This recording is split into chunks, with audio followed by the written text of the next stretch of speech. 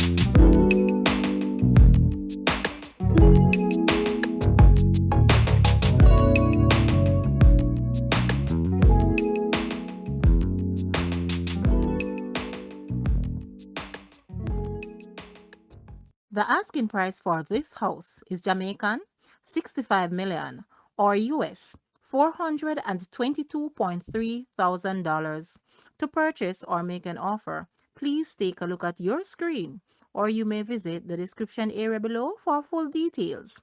If you like this video, please hit the like button and also share with a friend. Thanks for watching, guys.